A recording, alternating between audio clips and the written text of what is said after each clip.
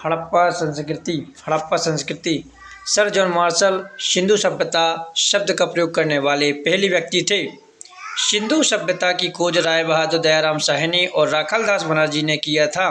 सिंधु सभ्यता को कांस्य युग में रखा गया है।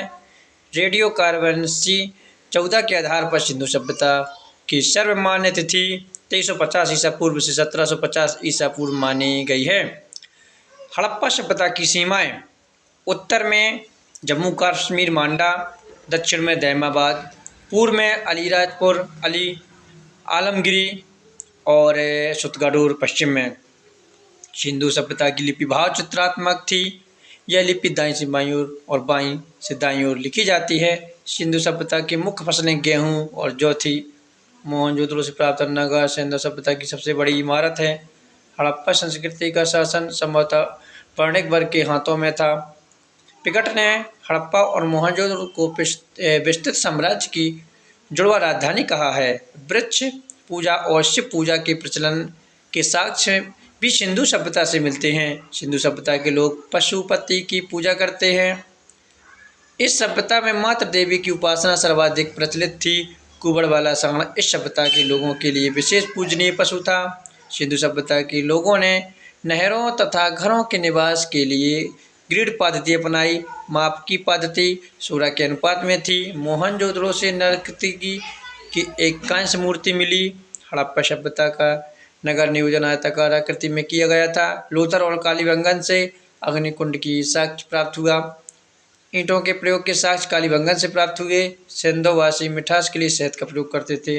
रंगपुर और लोथल से चावल के दाने मिले, जिनसे धान की खेती होने का प्रमाण मिलता है। सुरकोटदा, कालीबंगन और लोथल सिंधवकालीन घोड़े के अस्थि पंजर के रूप में साक्ष्य मिले।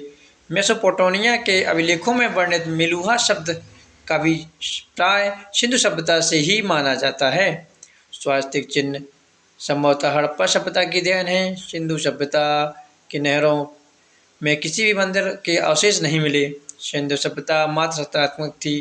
पर्दा प्रथा पशुपति सिंधु सभ्यता से प्रचलित थी। सिंधु सभ्यता बंदरगाह लोथल था। मोहनजोदड़ो का अर्थ होता है मुर्दों का टीला या मृतकों का टीला। हड़प्पा संस्कृति की सर्वाधिक स्थल आज़ादी के बाद गुजरात में मिले। सिंधु सभ्यता की लिपि 64 मूल चिन्ह तथा 250 से 400 तक अक्षर हैं। सिंधु सभ्यता की लेखन शैली को वैज्ञानिक भाषा में बाउंस बेस्टोफोडन शैली लिपि कहते हैं। लिपि में सर्वाधिक प्रचलित पशु चिन्ह मछली का विद्वानों का मत सिंधु सभ्यता का विनाश जलवायु परिवर्तन के कारण हुआ। भूतत्व वैज्ञानिक डी.आर. साहनी का विचार है सिंधु सभ्यता नहरों का विनाश भारी जलप्लावन के कारण हुआ।